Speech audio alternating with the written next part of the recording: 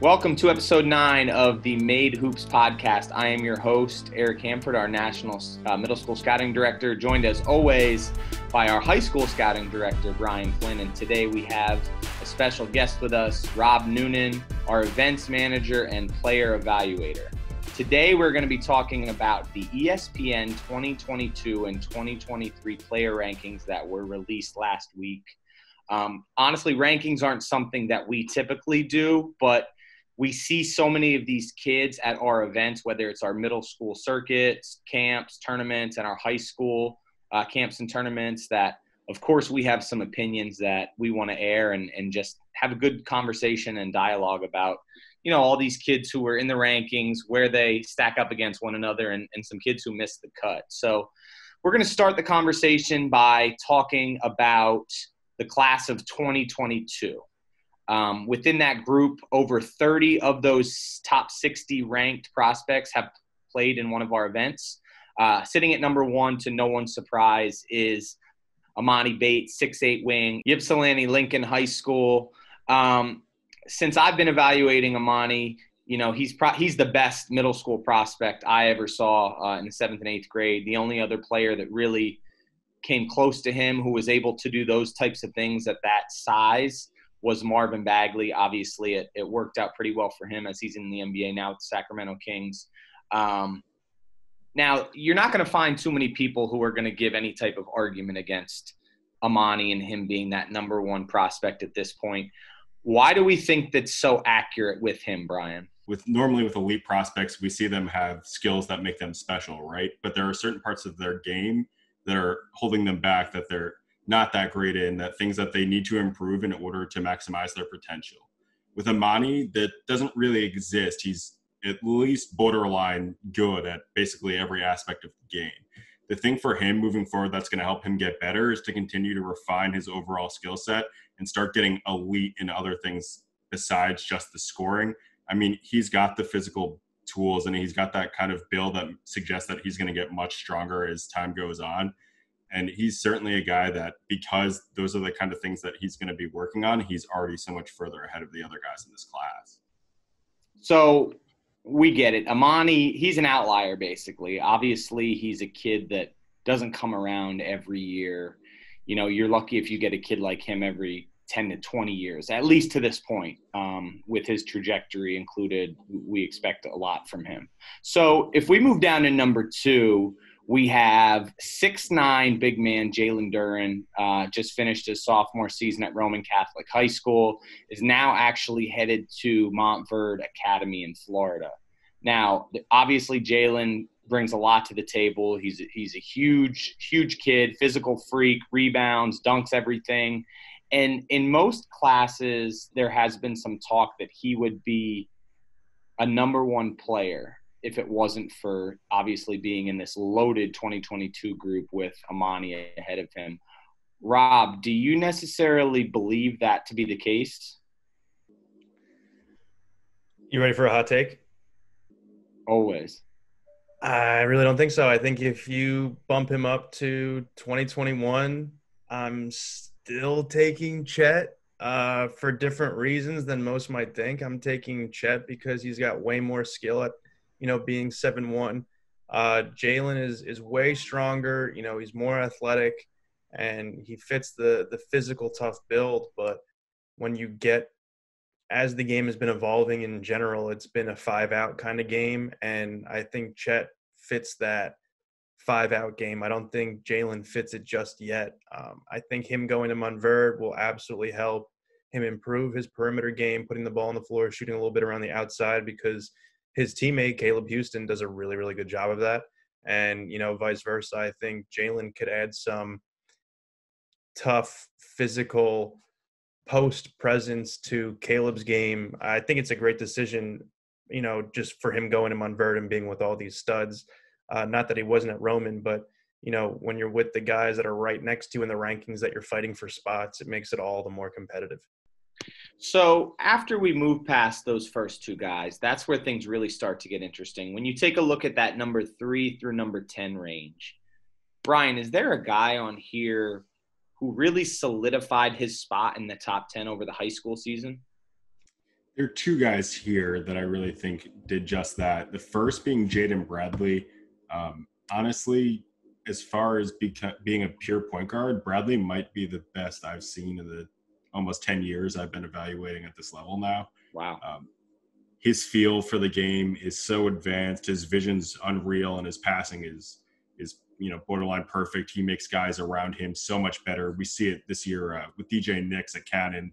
I mean, having Nix as a role man is a problem regardless of who his point guard is, but you can really see Bradley just pick teams apart, whether it's through Nix or through a guy like Jarvis Moss, and just be able to make and elevate guys around him. I mean, he's a really talented guy, and I think kind of built in a little bit in another North Carolina kid in like Chris Paul mold. Like he doesn't have the physical attributes that make you say, wow, this kid's a no-brainer, but he thinks the game and sees the floor in a way that is really, really special.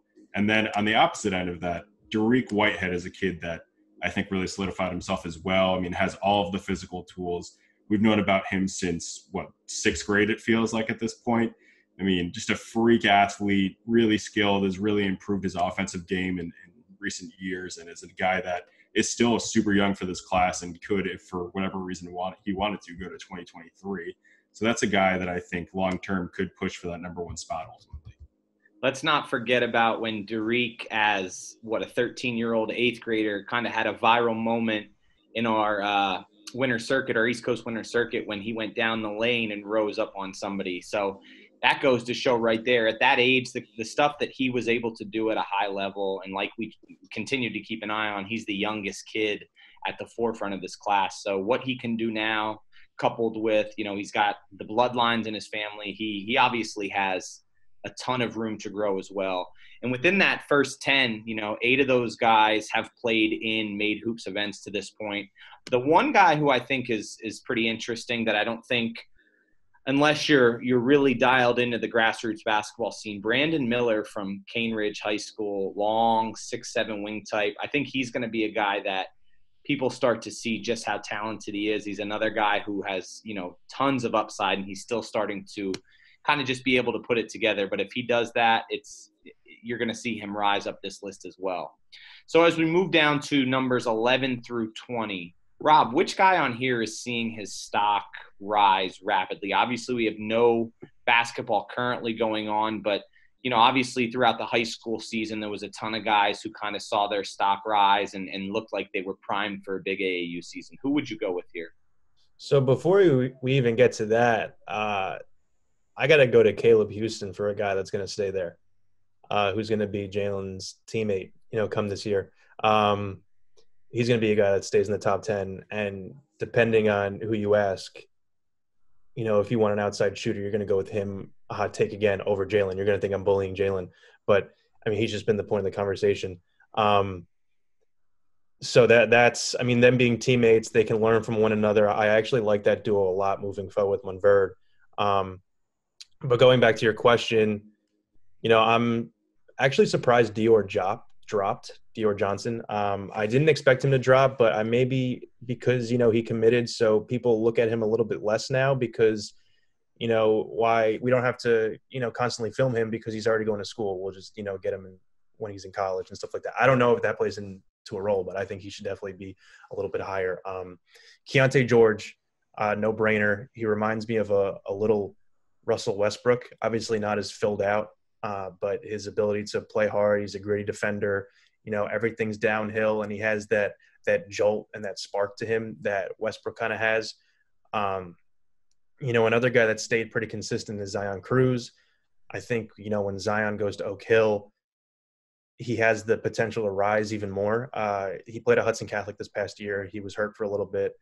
And, Hudson Catholic plays a good schedule, but Oak Hill plays, the schedule of schedules.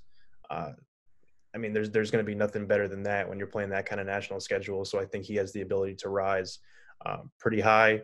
And, lastly, Sky Clark. I actually did a film breakdown with him, so this one's easy. I've actually got to really examine his game. And I really like what he does, coming over now from Cali to Tennessee. He's ranked as the number 2 player in Tennessee. I bet that would be interchangeable.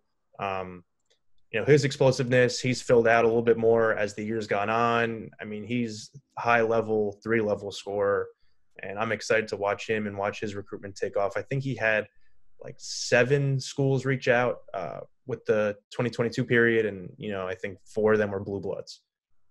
So, Brian, let's hear your take on this group of guys. I don't know if Rob left anybody to talk about, but maybe you'll piggyback a few of the guys that, he gave his thoughts on.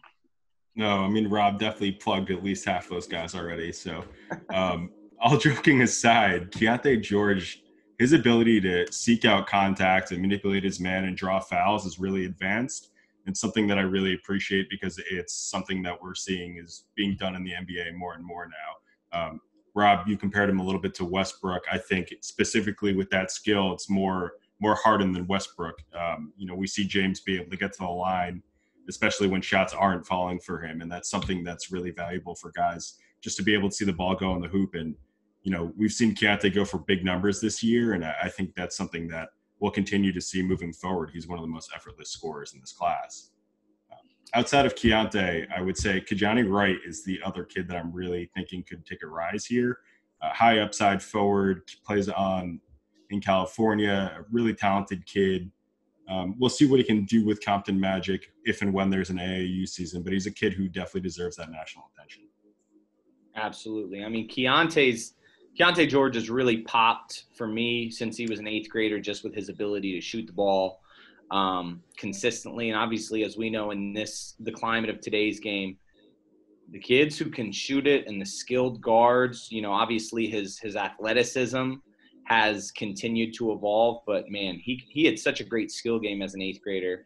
Dior goes without saying. I mean, the kid's skill game is beyond his years, but he's so competitive. And I think that's kind of what sets him apart. Like you said, Rob, I mean, dropping him, everybody has their reasons. Some people want to say, off the court. Some people want to say they don't like the way he acts on the court. The bottom line is the kid knows how to play. He's not a bad kid. Honestly, I've been interacting with Dior probably since he was a 7th grader. He's just hyper competitive, and he has a chip on his shoulder. And that's kind of the way that he operates, whether he's on the court, off the court. He wants to be number one. That's just the way he is. So I'm not going to be surprised if he's back in the top 10, top 5. Once we get back to basketball, I mean, that's just the way he is. But I agree. There's a ton of guys on here that I like. Jalen Washington at number 15, Gary Westside High School, 6'8" probably now, highly versatile kid, another super skilled, forward. He's a guy that I've really liked since his 8th grade year when he played with Mean Streets. Really played well at our 8th grade finale. Him and AJ Casey together were a nightmare. That was one of my favorite groups when they were in 8th grade. So let's start moving on. We'll go down to numbers 21 through number 30. Who jumps off the page for you on this group, Brian? For me, it's Jalen Hood-Schifino, a big combo guard, probably about 6'5" now, committed to Pittsburgh. I think he's a guy that's going to have an impact on Capel's program right away. Really unselfish passer, really good vision. Has the ability to guard 1 through the 3. He's not the most athletic or quick guy, which I think he gets knocked for a little bit. But again, has an advanced feel, has really improved his shot in recent months and years. So that's something that's big for him moving forward. And again, being able to play really any position on the perimeter is something that's going to be extremely valuable in the ACC when he gets there. Right. And Brian, I think another guy that we want to take a look at, Jalen, another guy who's obviously had an extremely polished game since his middle school years. We've known about him for a while. Pittsburgh native, comes from a basketball family, another super skilled guard. I mean, you can't go wrong with him. This class is absolutely loaded from top to bottom. There's really not much separation, especially with these guys at the top. Scoot Henderson, Kell High School, Marietta, Georgia, guy who's had a fantastic summer last year, really exploded during the high school season as well. I think you're going to see him continue to, rise up these rankings as well as he continues to grow. Now let's take a look down at numbers 31 through 40. Rob, who really sticks out to you on this list? 2 easy ones that I'm really familiar with, and Justice Williams and Chance Westry. Justice is not one of those guards that's going to jump out of the gym. He's not going to wow you with his athleticism. He's very quick, got very quick feet defensively. He plays his pace. It's not fast. It's not slow. He's always comfortable He's listed as a shooting guard. If I'm a college coach, I'm, recruiting him and saying, you're going to be my point guard because you run things smoothly and things don't get out of whack. When he's at Roman Catholic, they ran a lot of sets and he took control of a lot of sets. He looked some people off. I mean, there were some instances where I was watching him play with Lynn Greer, and Lynn was looking for the ball in the wing in transition, and Justice, kind of gave him the hand and said, we got to run something, and that's what I took it as. Chance, another kid, listed as a small forward, but he played a little bit of point guard and a lot of two guard. Oh yeah, he handles the ball. I mean, he wants to Sands. I don't think he really played much of a forward position at Trinity. He's got a really nice skill set. He's kind of in the same boat as Justice. He isn't that crazy athlete that's going to wow you, but, he scores from everywhere. He scores effortlessly. And the one highlight that you're going to see of him is when he hurt his knee first few games in the season, and he comes up over half court and takes that game winner with the hurt knee, and they carry him off. Yeah. That's who he is. He can score from everywhere, hurt, healthy, you name it. You got to always get a hand up on him. On this list of guys, and I want to point out a few more of our Made alums. Number 32, you have Julian Phillips from Blythewood High School. Just picked up a Kansas offer today, actually. I mean, 6'7". I mean, I don't know officially what his wingspan is listed at, but it's got to be in that 7 foot plus range. He's one of those freaky guys who's got the long arms, smooth, obviously needs to put on some weight, but he has all the tools, right? And then right behind him at 33, you have Barry Dunning, 6'5", kind of hybrid wing forward, wing guard type, still starting to really put it together from a skill set. Plays at McGill, Tulane Catholic in Mobile. He was a guy who really showed some flashes 2 years ago at our 8th grade finale playing with the Alabama Fusion. There wasn't a ton of talent around him, but you knew right away. I had heard some things coming into that event that, hey, this is the next, big name in the state of Alabama. So I was really paying attention to what he was doing on the court. And like I said, there wasn't a ton of talent around him. He wasn't a guy who was going to dominate then, but he was young. He was just learning how to kind of put everything together. And it seems like now he's really starting to hit his stride. Great kid, good student in the classroom. And then at number 36, I think this is probably a surprising name for, a lot of the guys who might be listening who don't really follow it quite like this. Devin Ree from Terry High School. He's about 6'7", high-level shot maker at this point, microwave scorer, another kid who needs to put on a ton of weight, but the bottom line is he's growing so fast and has been growing so fast that he hasn't been able to do that. 2 years ago, 8th grade finale with, Mebo, he was a guy who was getting buckets for them, made some big-time shots, but he was all arms and legs as probably about a 6'4", and you knew he was going to continue to sprout. So I wouldn't be surprised, going forward over the next several months, he's in that 6'8", 6'9" range. And with those perimeter skills, I mean, those are the guys that all the schools are going to be all over. I don't know what his offer list looks like right now, but if it hasn't already exploded, it's going to in the very near future. So as we get down to the bottom 20 in this list, Brian, looking over that list of guys, who do you think in that tier you can see potentially moving up into that top 40 once we get back to being able to be on the court? Don't steal my thunder. I mean, I will twice. The easy pick here is definitely Derek Lively. He's a kid who missed a lot of his freshman year with an injury, all of his high school season anyways. Big-time shot blocker, runs the floor like a deer and moves extremely well, long wingspans.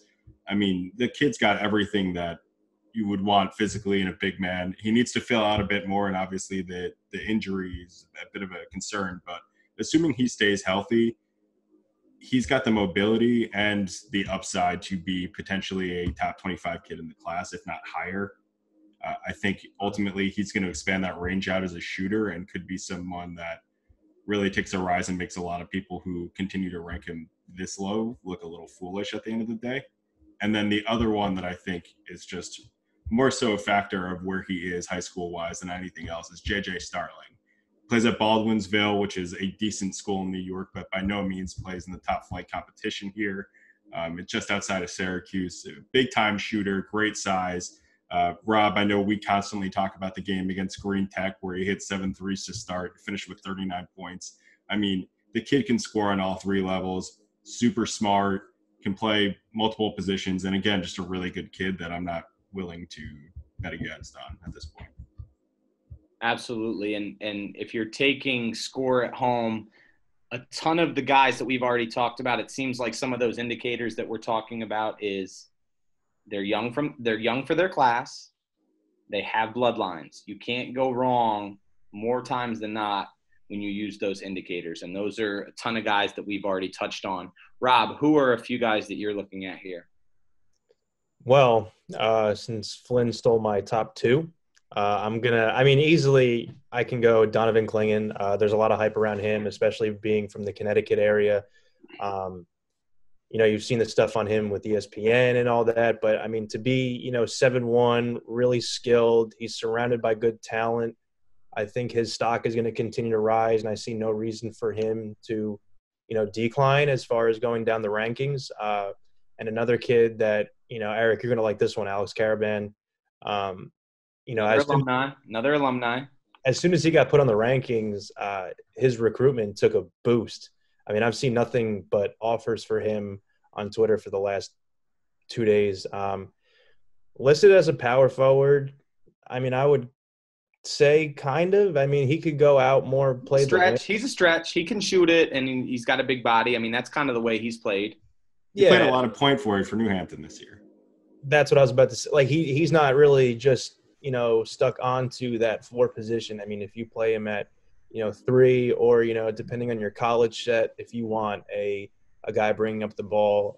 I mean, when I was at St. Joe's last year, we had one guy bring up the ball who was sometimes played center or sometimes played the 4.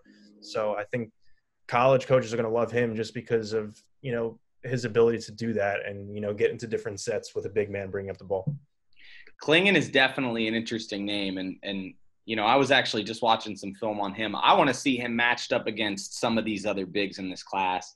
I want to see a Donovan Clingan, versus Jalen Duren matchup and just see what he can do. A lot of the settings where I've seen Donovan play, and this isn't to knock on him on any means because I do love his skill and I think he's a good player, but he's usually the biggest kid on the court, and it hasn't been close because obviously he plays at, Bristol Central High School, at his public local high school in Connecticut.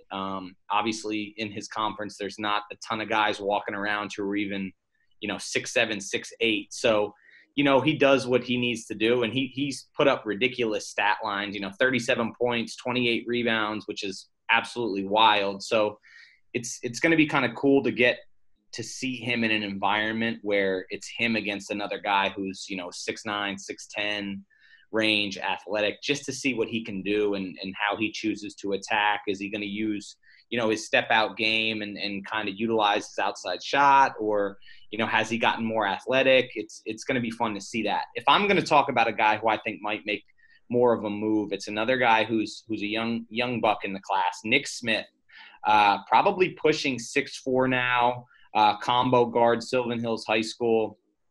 Honestly, he's another kid who's at every level I've seen him when I've been watching him since 7th grade. He's just been able to get baskets easily. You give him any type of space on the perimeter and the shot's going in. And he was never an athlete because he was still so young and just kind of growing into it. But now he's really starting to, get some of that athletic burst to his game, which is going to really take things to another level. So Nick's a guy that I have my eye on going forward. Now that we're finished with the top 60, I think it's time for us to talk a little bit about our differences in opinion with ESPN's ranking. Obviously, there's only 60 guys on here, right? So it's not like this is a list of 150 and you can't really make too many arguments for who's left out. When there's 60, and especially in a class that is as loaded as this, there are a ton of guys who you can make an argument for, and there's going to be a ton of guys who, over the next 2 years, find themselves in this top 60. So let's talk about some of the guys who weren't included and you think should have been. Brian, let's start with you. Do we want to just talk about Roddy Gale by himself and then jump into everybody else after the fact? Yes, please. It seems like that's somebody that is like the biggest miss, potentially, if you asked anybody in the country at this point. He's another kid who suffers from the whole not playing at an elite level high school. I mean, Roddy's from Niagara Falls. It's not exactly a hotbed for recruiting, despite what Paul Harris might think. Johnny Flynn. Johnny Flynn, shout out. Of course, Johnny Flynn. Also, if I was Syracuse, I'd be all over Roddy Gale just because the connection at this point. But Roddy, again, a kid who's been playing 17U this would have been his third year playing 17U. Super skilled guard, has the physical tools. I mean, he's probably about 6'4". He's deceptively strong. Again, not somebody who's super, super quick, but really advanced skill set for his age, and a guy that I think is only going to continue to get better as he gets pushed more and more by higher quality competition. Rob, let's hear what your opinions are. Why do you not sound enthused at all? Because I'm always worried about what you're going to say. I think a trending theme that we see, before I get into is like the kids not being too athletic yet. Like we mentioned, or not crazy athletic. Like we've mentioned Roddy, we've mentioned Chance, we've mentioned Justice. I think as they start growing and as they become juniors and seniors, you might see that jump. But I mean, if not, they'll be fine either way. I'm just saying, I feel like that's a reoccurring theme that we see. All right, so I got 5. Don't mean to talk too fast, but I got 5. Mark Armstrong from Jersey, plays with the Lightning. Huge miss. I think he should be top 60. He's without a doubt top 100. I don't know if I'm biased. I don't know what it is. He's got to be in the top 60. Well, let's talk about – I mean, you may not even have this on you, so you may not even be able to elaborate. But I know I saw on social media the list of schools that had either reached out or offered like since yesterday, and it's astounding. So that right there is going to tell you right away that people know how good this kid is. Yeah. So I don't know if you know which schools exactly those were on that list, but I remember seeing it. It was like 30 different schools after the first day of the contact period. It was like, whoa. Do you want me to read it off? Because I can. Yeah, well, absolutely. Before you read it off, he's got the St. John's, he's got the Creighton, he just got VCU. And like there have been some coaches that would ask me like, hey, can I, like, who is this, and this kid? And I'll be like, all right, yeah, like I'll give you these kids, but don't forget about this kid. Yeah. So it should pay dividends. You got to redirect them to like, yo, this is the guy you really need to be worrying about. Yeah. All right, Flynn, go ahead. You're up. All right. Other schools that he's heard from besides those: Seton Hall, Villanova, Stanford, both offers, UVA, Duquesne, Ohio State, UConn, Hofstra, Holy Cross, Dayton, Auburn, Miami, Kent State, Penn State, and Xavier. Like that sounds like a top 60 kids list, right? Oh, as a 2022, like off the rip, yeah, 100%. So like that's a kid right there where even if you're not really fully dialed into this, you see that and you're like, whoa, this kid's probably pretty good. And obviously we know Mark pretty extensively. So I think, that's a valid miss in my opinion. Not saying that the other ones are, but he's one that you can't argue isn't at the top of the list. So Rob, who else do you have on yours? So another guy that I think was missed out on is Judah Mintz from Gonzaga High School, plays for Team Takeover. He's another guy like Armstrong who has that heavy interest from high majors and a lot of high major offers. He's ranked on other, databases and stuff like that. But from watching him, he's really gotten athletic. I was at High School Academy 2 years ago when it was the first High School Academy, and he was on my team. It was him, DJ Gordon, David Hill. I had one other Gonzaga. I got to remember their names. But anyway, this Devin kid. Dinkins? No, I didn't have Devin. It would have been. It is beside the point, though. Yeah. Anyway, but I mean, I was watching him, and DJ Gordon. I called you over, and I'm like, you just got to watch this kid. And then the other kid was Judah, and who was on the team, and he was just cooking everyone. And I was like, what grade are you in? He's like a freshman. I was like, a freshman. So I've watched him grow. He's got exponentially more athletic throughout the years. His bounce and everything has been developing just as it should be as he's moving forward. And, now going off of him, the two other guys. Hold on. Before you even go there, I think with Judah, it's important to note, too, at that point in time as just a young freshman, Judah had been playing with Team Takeover and had grown up playing with Takeover. And as we always know, the Team Takeover stable is always loaded. So they're never really having guys who are getting off with like 30, 40-point games and just dominate everything. It's not how they do things, right? So a guy like Judah, who plays competitively throughout the 8th grade year, playing in our winter circuit, obviously at the highest level with a team of dudes around him. You know, he had Christian Watson, who is another He's blowing up, picking up a ton of offers at this point. You know, there was different guys around him. So it's almost like he's hiding in plain sight, right? And then finally, once he gets to freshman year where those guys are kind of doing their own thing with their high school teams, you start to see a guy emerge like Judah, if that makes sense. So I didn't mean to interrupt you, but I think it makes sense to point that out with kind of the way things go. Yeah, and another kid that I see, I don't know if he's top 60 yet. I think he will be top 60. He'll definitely be top 100. Is Kyle Filipowski from New York. He's another, you know, what is he, 6'10" officially? Or yeah, and still growing probably? And still growing. Absolutely. And, you know, with his skill and his ability, you also have his brother who's 6'8", Matt. So for college coaches, I'm going to go over this again. You know, kill two birds with one stone, recruit them both, and now you have two monsters, you know, for your front court. He plays for the Wrens right now, so he'll be a kid that will hop into that top 60 later on, if not top 100. Their mom was a player too, and she goes about 6'4", 6'5". So she was a parade All-American back yeah, then. you already know what it is. So what All-American? Parade All-American. Never heard we know you're too young for that. Yeah. Never mind. He's too young for that, so don't even worry about that. Bottom line is they got the bloodlines, and look at the size of them. Obviously, you know, they're kids who've been playing all their lives. If you're a college coach and you're not in on the Filipowskis, you need to change that immediately. Now we'll go into somebody that no one knows about from Gettysburg High School, Quadir Copeland, 6'6" wing. He's a kid that suffers from that syndrome that, what is it, JJ and Roddy play for that small town. Nobody really knows who you are yet, but you're putting up big numbers, so people just kind of start snooping around just to see. He's a kid that will take a national step. I mean, he'll probably take one of the most drastic steps out of all the kids hopping into the top 60, top 100, just because nobody knows about him yet. Like if you look at Mark, Judah, and Kyle, you'd be like, yeah, they should have jumped in. You know, people know about them.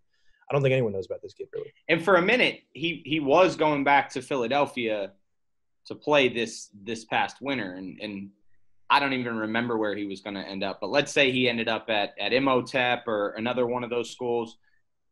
He would have been on the radar from the first game he played, and it would have been like, whoa, this kid can go. But for the audience out there who may not know, Gettysburg High School in Pennsylvania is literally out in the middle of nowhere, you know, central Pennsylvania. It's not a great conference of competition. It's not national level competition or Philadelphia Catholic League or Public League or anything like that. So like Rob said, Quadir's a guy who, when he gets the opportunity to go mano-a-mano against some of these, you know, stud 2022, 6'5", power wing types, it's going to be a show for sure.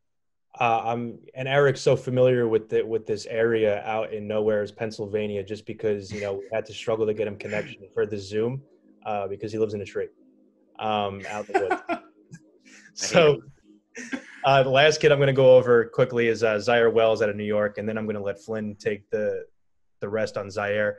He's another kid, 6'6", 6'7", lengthy wing. I watched him play this fall, you know, does a little bit of everything. You know, defensively he's a nightmare because of all of his length. Offensively, he's a 3-level scorer. He can handle the ball. So there's so many things that he's able to do that, you know, his stock will take rise. And Flynn, you know, you can take it over and explain the rest. Yeah, so Zaire is a kid who transferred into South Shore from Nazareth once Tiny Morton moved on from their former Seton Hall assistant, Tiny Morton. Zaire is a definite jack-of-all-trades type. He can definitely, again, play multiple positions, can handle the ball, is skilled. Currently listed as a 2021, but he has confirmed that he will ultimately end up doing a prep year after South Shore and go 2022, which I think is part of the reason why he gets snubbed here. That being said, if I'm a high major coach right now and I'm looking for a guy who might be a little bit off the radar, the PSAL kids tend to get a little bit overlooked, and Zaire is a guy that I think if he were playing in the Catholic League in New York would have all of the offers already, right? Another kid to touch on, just as you were talking about Kyle and Matt hit a bit of a growth spurt this year. So he's about 6'11" now. So you have Kyle at 6'10" and Matt at 6'11", and Kyle has played a little bit of point forward this year at times as well. We'll see if he ends up being a wing or I think ultimately he ends up as a stretch 4. But Rob, I know you like schools recruiting brothers. Those are definitely two that, again, are kind of flying under the radar and definitely need to be recruited.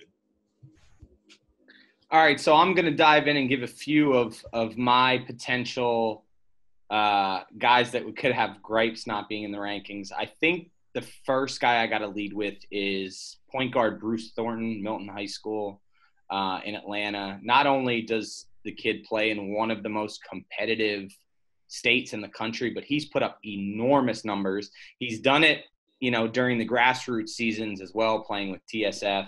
And I think there's something to be said for guys who prove that over and over again at the highest level. They win, they're hyper competitive, and they're just tough. And that's what Bruce is. So if there's anybody who can make a gripe just based on statistics and just doing it against the highest level of competition, whether it's in the winter for his high school team or during the grassroots season, it's definitely Bruce Thornton. He's one of my favorite guards in this class, and for those reasons that I listed. Outside of him, I think another one of those kind of late evolving wings that really is going to catch on is 6'7" Aiden Shaw from Blue Valley High School in Kansas City. Really liked what I saw from him last year. Kid who obviously has the high upside. Still needs to work on getting stronger. Still needs to work on his overall perimeter game, ball skills, all that stuff. But you see that he has the potential to be, a top 50 player when all is said and done. And I think another guy I got to talk about is another Made Hoops alum is 6'6" Cam Whitmore of Archbishop Spalding High School outside of Baltimore, a kid who unfortunately broke his leg his freshman year of high school. So he was really getting a lot of buzz playing with a very good Team Mello team in 8th grade. And then obviously he didn't get to play his freshman year. And now you're starting to see he's all the way back. He's now sprouted to at least 6'6". And he's gotten a ton of offers. I believe LSU just offered today. I believe Maryland.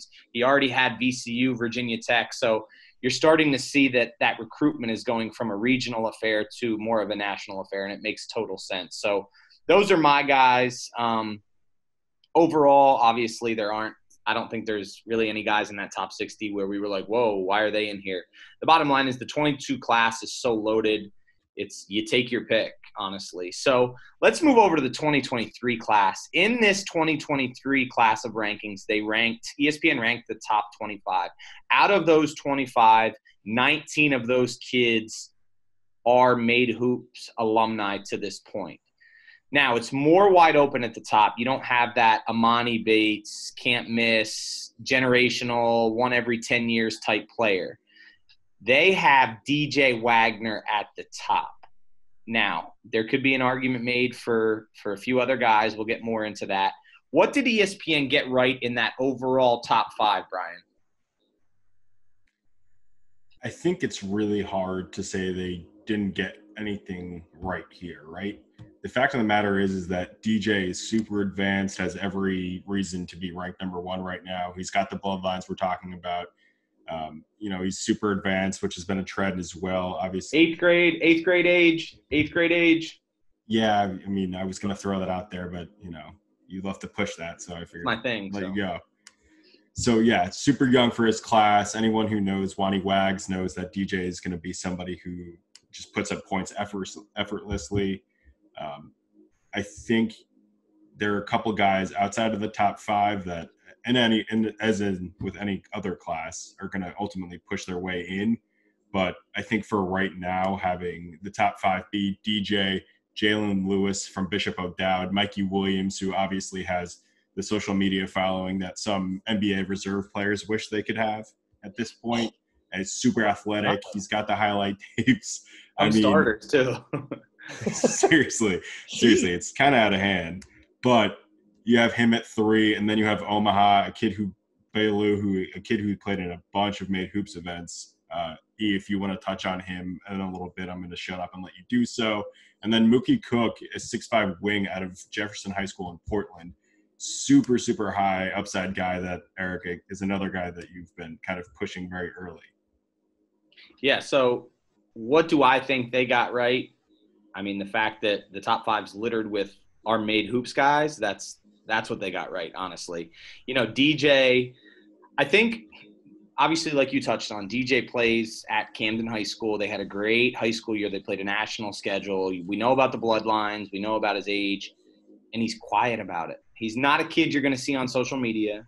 He's not a kid who's ever going to, talk about himself. I mean, I've seen DJ Wagner lose meaningless games at events and at camps, and he's on the sidelines seething, upset about it. And when you see a kid who takes those type of environments and those games that seriously, you're onto something. And that's the way that DJ's been. Obviously, his dad has been a huge influence in the way he operates.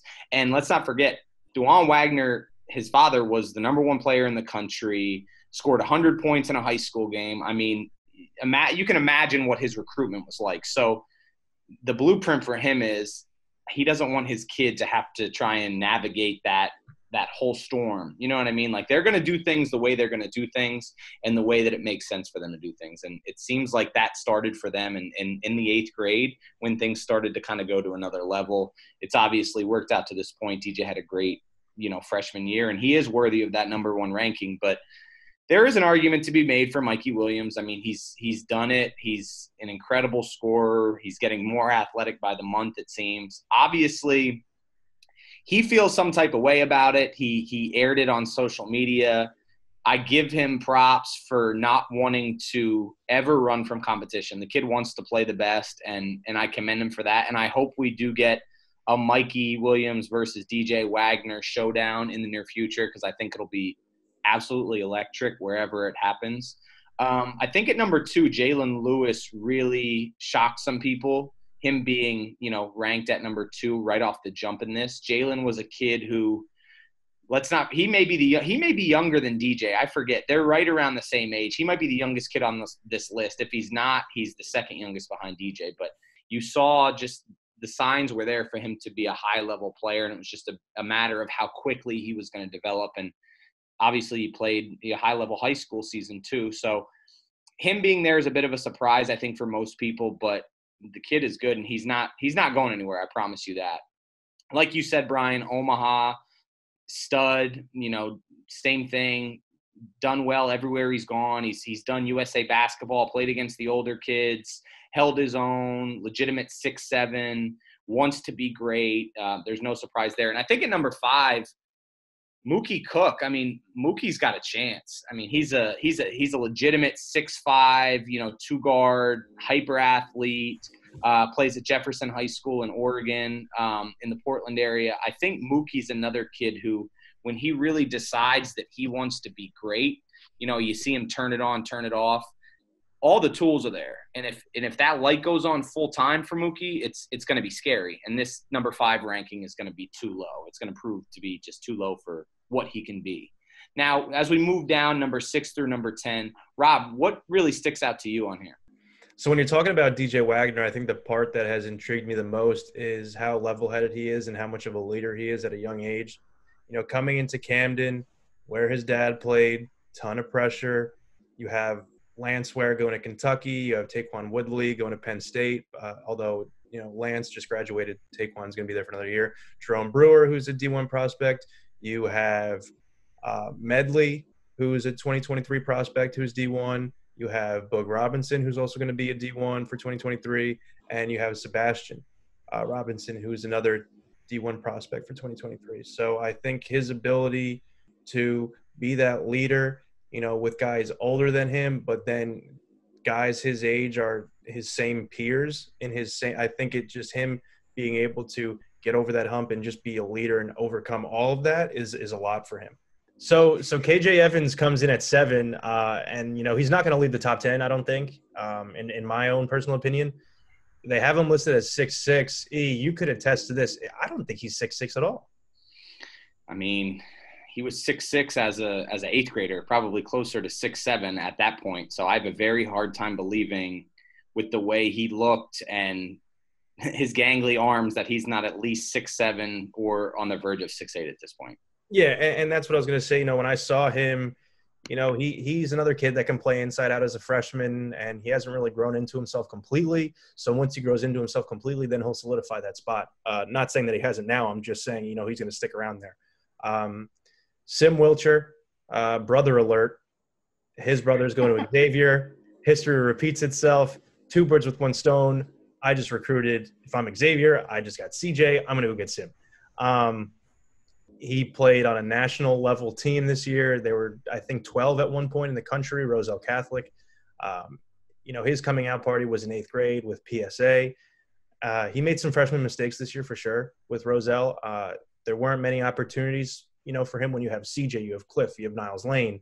I'm trying to think of who else I'm missing from them. But, obviously you make freshman mistakes, but his ability to, continuously go out there and learn from his mistakes. And I've saw him, have 5 turnovers in one game and then go to 4 and 3. And I've just saw him go all the way down. So it speaks to his maturity moving forward. And, if he can emulate anything that CJ does shooting, then, he's going to stay in that top 10 without a doubt. CJ doesn't have that crazy freak athleticism that Sim does. But Sim doesn't have, that stroke from, all 3 levels like CJ does, back to the basket, spin around. So, kind of a little bit of apples and oranges, but, if he can kind of somehow mesh that game, I mean, you're going to have CJ was, I think, 58 in the rankings. So it's not going any lower than that for sure. And, brother alert again, the Buleys. Those two, they're a bad duo. So, They're tough. I just saw Auburn offer them today. You have Matt and Ryan. They play so hard. I don't know how you rank 1 9 and 1 14. They're identical. They're the same person. It's got to be 9 or 10 or there's no way. So there's a little bit of a skill differentiator between them. One is a more fluid on the perimeter than the other, and that's I think I did see that. Yeah, I did. Where they're probably separating them, but KJ Evans, obviously, I'm very high on him. Been high on him. You obviously gave the breakdown of his game. His father is a Hall of Famer who played at George Washington. Obviously, he's getting peak level instruction there from him as well. And he plays at Baltimore Poly, which is the traditional powerhouse on the East Coast. So he is going to be fine going forward. I think at number 10, looking at Tyler Smith from Bush High School in Houston. Another 6'7" wing, a kid who has that tantalizing long-term potential. Was looking to have a huge AAU season with Team Griffin coming up. And I know the Team Griffin program was really excited to see what type of waves he could make, and they were expecting him to do huge things. So I think 10 might prove to be too low for Tyler based on what I've seen and what he brings to the table. Now, rounding out the top 25, who do you like in this last tier, the quote-unquote bottom of the barrel tier? Obviously, it's only 25 guys, so it's not really bottom of the barrel, but you know what I mean. Brian, give us a few guys that you're excited about. Well, I'm going to piggyback on the whole brother alert with the Buleys. As you mentioned, Matt's probably a little ahead of Ryan skill-wise, but like you said, they both play so hard, and those were guys that I think really kind of used this past June's high school live period to kind of burst out in the national scene. Eric, I know you were there with me in Philadelphia last year when they really took that Northeast high school and made them one of the surprise teams of that whole weekend. And those two definitely led the way there.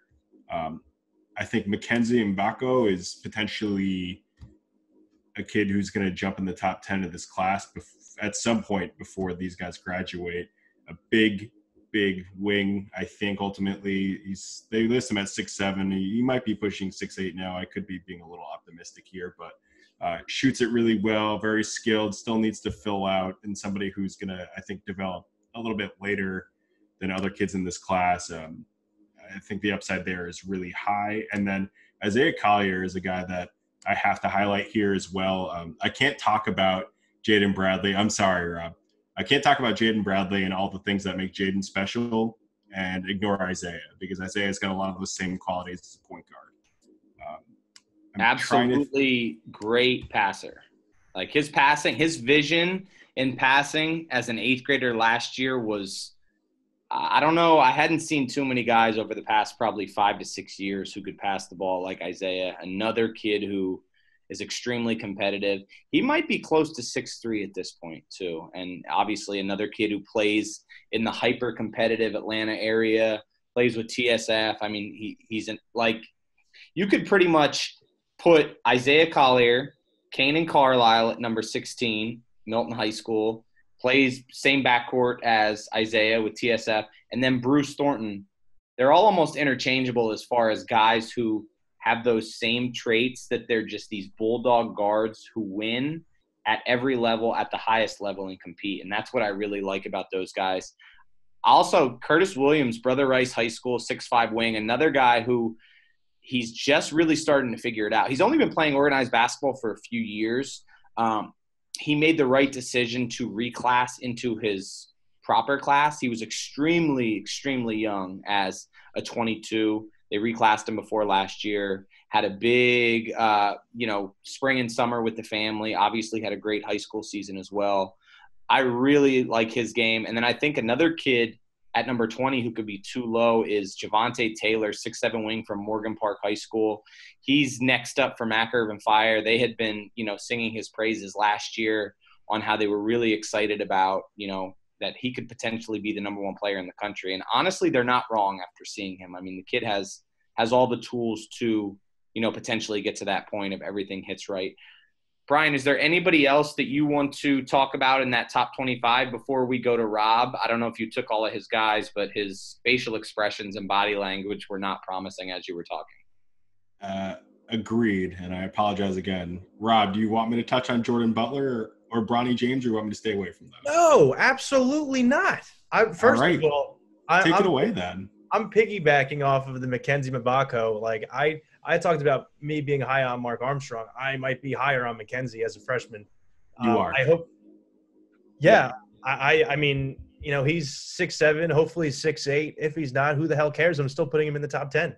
So I'm making him make a 10-person jump. I mean, he can score fluidly. He plays a decently national schedule with Gill. And I've watched him all year. He's a little stiff. But as he grows into himself, he's going to become more athletic and, more fluid. But there's a lot to like about his game. I think when you look over all these rankings aside from ESPN, you see him jumping so many spots. So a lot of people have a lot of different opinions. A lot of people haven't seen him too much, because the Gill team was good. They had Will Susi going to Northern Alabama. I think, is it Northern or Southern? It's Northern, I believe. Northern. You got Zach Martini, who's going to Princeton. And, when you're playing with other D1 guys that are seniors and you're a freshman, people kind of may overlook it. But, he kept him in a lot of games, and he showed up big in some games as well that the others might have not shown up on. Now, speaking to, I think it was Flynn that brought up Isaiah Collier. I mean, his shooting, unbelievable. I was watching him pull up from, right over the half court line, his passing, his vision. He's not all there athletically, but that's no issue for him. He still, creates for himself and his teammates. So, having a ranking and not having Bronny James, if history repeats itself, you have, his dad, LeBron, if Bronny grows anything to be 6'8", 250, there's no discussion that he's top 10 or top 2 and not 2. So, he's taken a lot of good strides from last year to now as far as athletically. He was just getting up, and dunking. I think it was like this time last year, and now you see him doing windmills and reverses and all that stuff. So the athletic genes are starting to kick in along with his. Well, I think that's the differentiator there. Like, even as a 7th grader, his skill game was what was very impressive. Like, he could lead a team, he could score, he could pass. You see with his passing, you see some of the LeBron flashes, but he was a kid who had no problem, even at that 7th and 8th grade level, deferring and playing off the ball. And I think that's why it's translated so well for him this past high school season, playing with Sierra Canyon on a national stage with other guys who are going to high-level schools, playing with the Zaire Williams, the BJ Bostons. Like, that's easy for him because he doesn't need the ball in his hands. Now you talk about some of the James family athleticism and explosiveness kicking in, and, you know, he grows a few more inches, you're really talking about a kid who could shoot up this list. So, I mean, it's talking about Bronny James at this point, it's like so overdone by a lot of these guys who are making videos or just searching for clicks. But at the end of the day, I mean, the hype is justified, and he's shown it on a national level at the high school level. They got this right too. Like this ranking, it's not too. I mean, you can't rank him much higher because he didn't have that huge of a role on his high school team. You know, you can't rank him lower because of his natural, you know, ability with the basketball and stuff like that. So I think they got it, you know, right on the mark.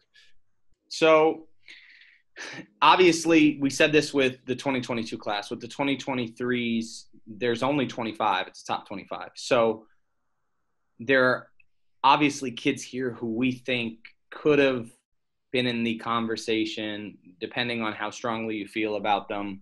There are guys that you could, you know, make an argument for being in this top 25. Brian, who are a few of those guys? First guy I want to highlight here is Malik Bowman, a 6'7" combo forward for Bishop Walsh in Maryland. Right now is physically dominant of a prospect, as you'll see in that area.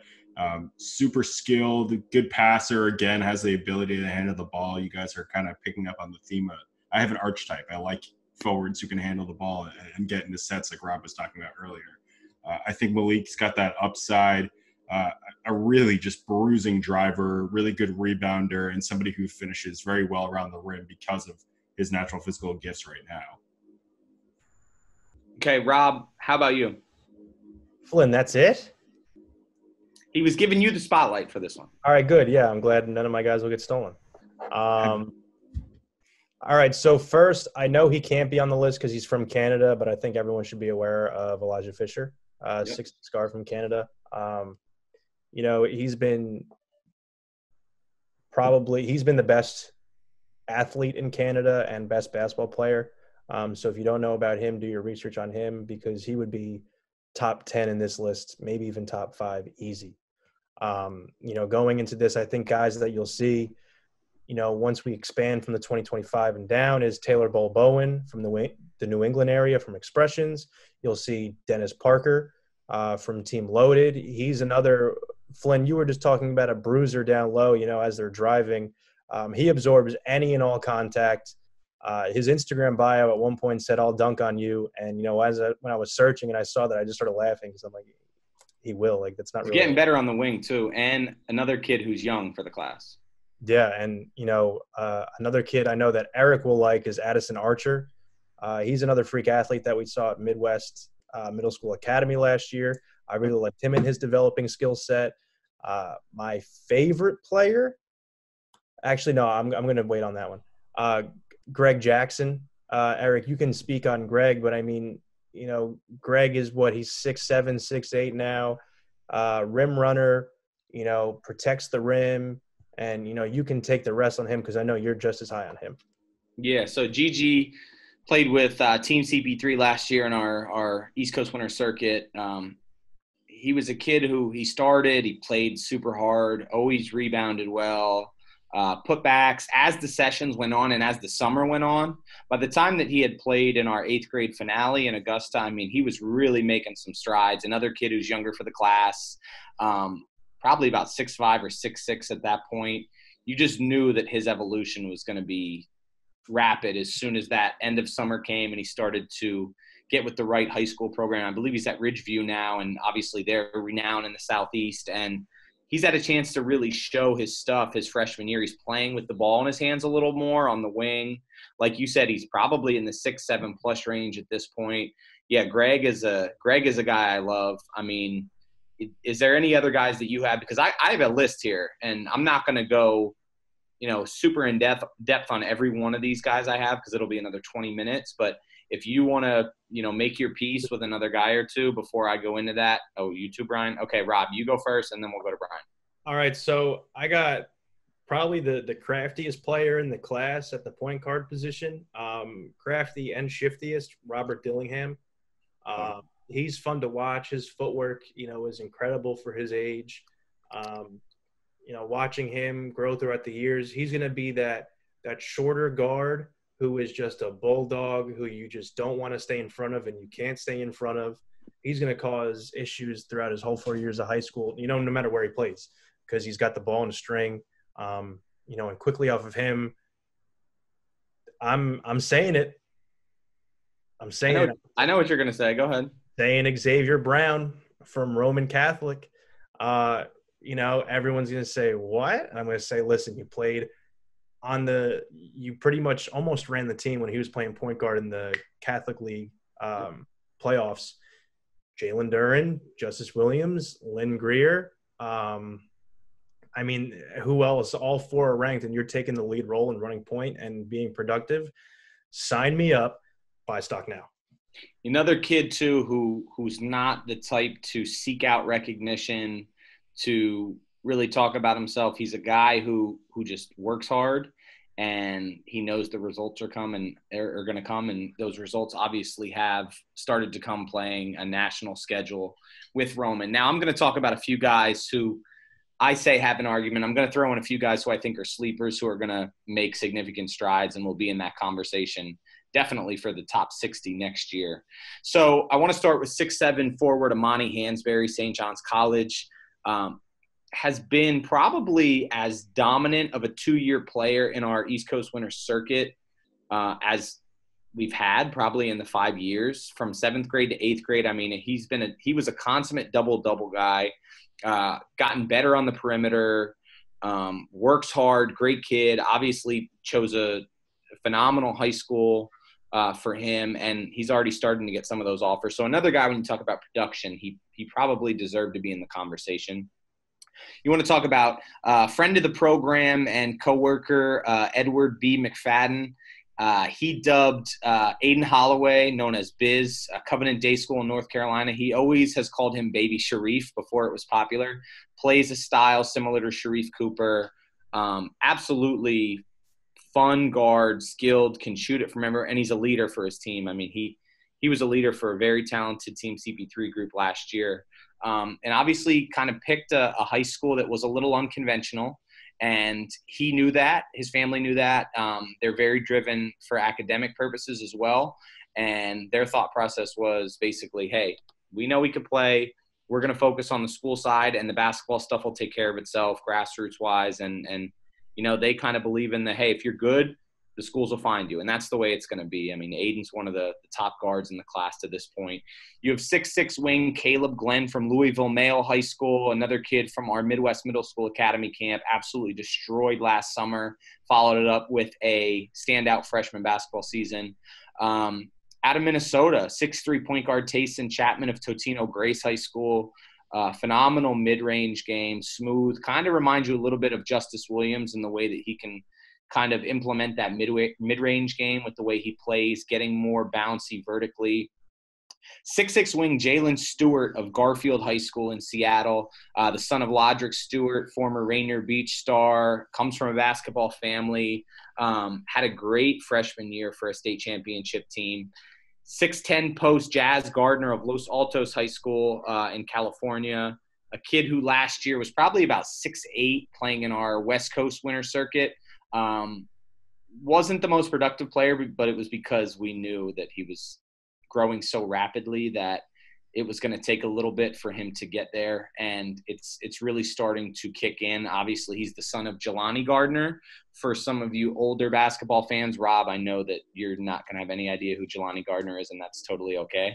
Let's talk about a sleeper in 6'8" post Mashai Hill of Hendrickson High School in Pflugerville, Texas. Another kid who's extremely young. I think he's without a doubt 8th grade age and would still be relatively young in that class. So it may take him another year to really catch on, but I mean, he's a legitimate 6'8". He's making strides. I watched some film on him recently from his freshman year, and it's very encouraging. So keep an eye out for Mashai Hill. 6'9" post Jaden Hastings of Orlando Christian Prep, another kid who played on a team that is notable in the Southeast, and a kid who he may even be bigger than 6'9" at this point. Another kid as a post, as we know, a rule of thumb, younger post, 7th, 8th, 9th, 10th grade. They're still just learning and growing into their bodies, and he fits the bill on that one. A point guard out of Utah, 6 foot Jordan Ross, Pleasant Grove High School. another kid who was a standout on our West Coast Winter Circuit last year. Incredible feel for the game. His dad was a Division I hooper. He's got the bloodlines. He's a kid that has made some waves out that way, and you're going to continue to hear more about him. And then I think another guy that deserves mentioning on the West Coast is 6'1" point guard Mike Price of Crespi High School. Had a very encouraging freshman year. I could probably go on and list another 20 guys, but I think at this point we've given the 23 group enough attention. We're just going to ignore that you said that I was going to go after Rob and then talk about two more guys and then. So you're going to close. All right. So that you're going to close it out. Go ahead. All right. Well, first of all, as a Pennsylvania guy, shame on you, because after that whole list, I didn't hear Sean Simmons' name once. Oh yeah, Rob. I thought Rob was going to talk about him. I was just gonna blurt it out at the end. Okay, go ahead, Brian. That makes perfect sense. Go ahead. All right, I'm gonna leave that for Rob then, because I've stolen enough from him today. Okay. Yeah. My one guy then has to be Jarrett Dingle, a kid from Academy Charter out on Long Island, just outside of the city. Definitely suffers from the whole JJ Roddy. We can go on with the entire list. He doesn't play at an elite level high school. He has yet to play on like a big time AAU team. The NY Rivals team is really talented, and unfortunately they're getting picked apart right now because they were really talented. But a super advanced lead guard, very strong already, really strong with the ball in his hands, gets to the rim seemingly whenever he wants. The shot's improving a little bit, probably pushing 6'3" now, so definitely a bigger point guard, and has the athleticism. I mean, he's got a ton of upside. He's got all the physical tools that you really want to see from that type of a point guard. So it's going to be really interesting to see what he does in New York the next 4 years, if he stays in New York, because we know that's a problem too. So go ahead. I'm going to take the Sean Simmons. He's a 6'5" combo guard. Saw him really play well at Pangos this year. He's under the radar. I don't know if he's going to jump into the top 25, but if you go back to the 60s or the hundreds, he'll definitely be in that or in discussion for that. Late reclass, but he's really skilled. He's really athletic. Just hasn't gotten the chance to present all that he has to offer skill-wise in front of the spotlight. So, him playing with Team Durant, and he'll be playing next to, KJ and Amani.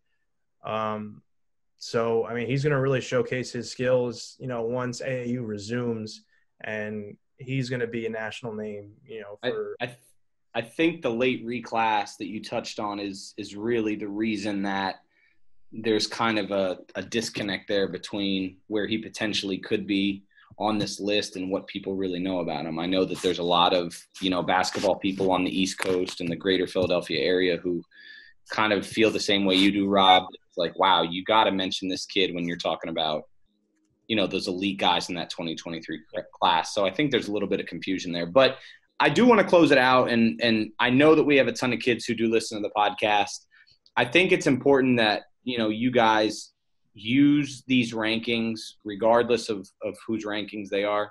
Use them to motivate you, not to validate you, whether you're ranked or whether you're unranked. The bottom line is you got to get in the gym. You got to stay in the gym. This is just the beginning of the journey, especially for you freshmen and sophomores. So it's great recognition if you're on the list, and if you're not, keep working. That just about does it for this episode. Thank you for tuning in to episode 9 of the Made Hoops podcast. Make sure you subscribe wherever you get your podcasts. Make sure to follow Made Hoops social platforms, Instagram and Twitter @Made Hoops. You can find me on social media at Eric_Hampford. Brian, where can the listeners find you on social? You can find me at BFlynnMade on Twitter and BFlynnHoops on Instagram. Rob? You can find me at Noonan Hoops on Instagram and Twitter.